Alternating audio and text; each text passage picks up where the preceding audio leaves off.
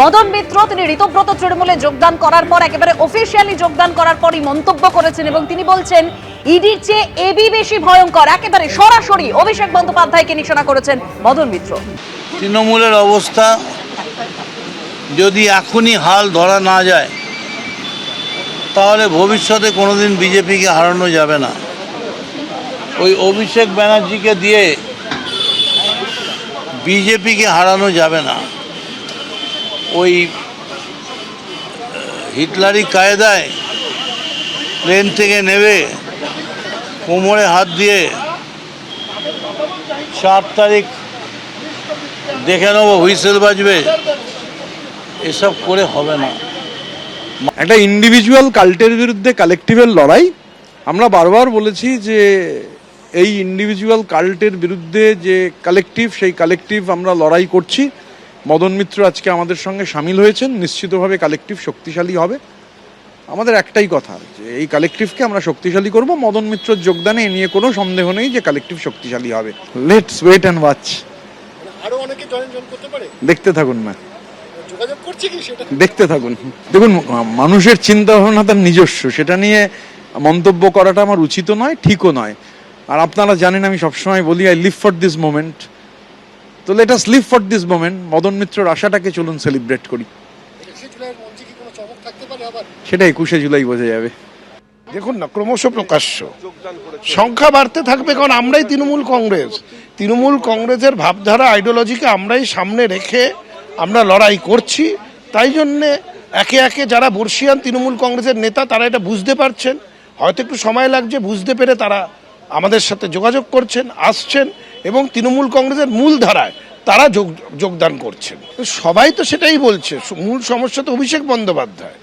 তিনি যেইভাবে দলটাকে পরিচালনা করেছেন, দলের আজ এই অবস্থা হয়েছে, এই দুরবস্থা হয়েছে দলের, তিনি এই দায়িত্ব এড়াতে পারেন না। কেউ অভিষেক বন্দ্যোপাধ্যায়ের নেতৃত্বে দল তখন করতে চায়নি, কিন্তু কোনো সুযোগ ছিল না। আজ যখন সুযোগ হয়েছে, একে একে করে সবাই যারা তৃণমূল কংগ্রেসটা গঠন করেছে, যাদের জন্য তৃণমূল কংগ্রেস শক্তিশালী হয়েছে, 15 বছর ক্ষমতায় ছিল, তারা আজ সকলেই যেটা মূল তৃণমূল কংগ্রেস, সেই তৃণমূল কংগ্রেসই তারা আছে।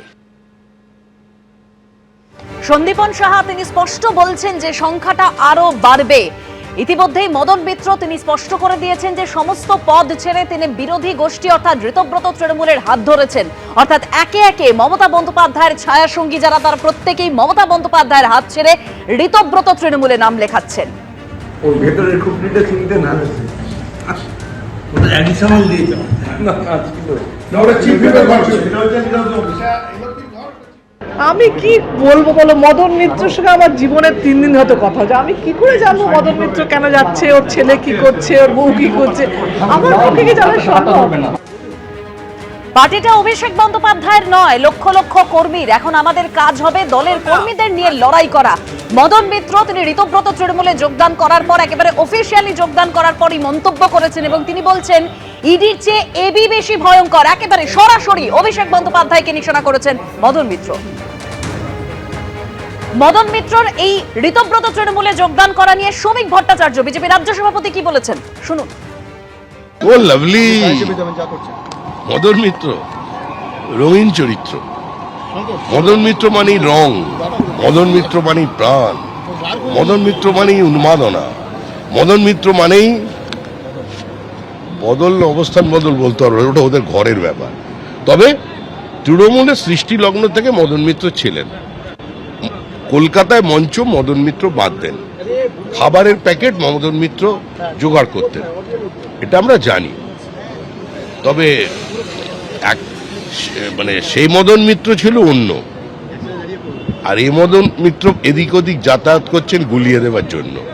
তো এগুলো চলবে। এবিপি আনন্দ এগিয়ে থাকে, এগিয়ে রাখে।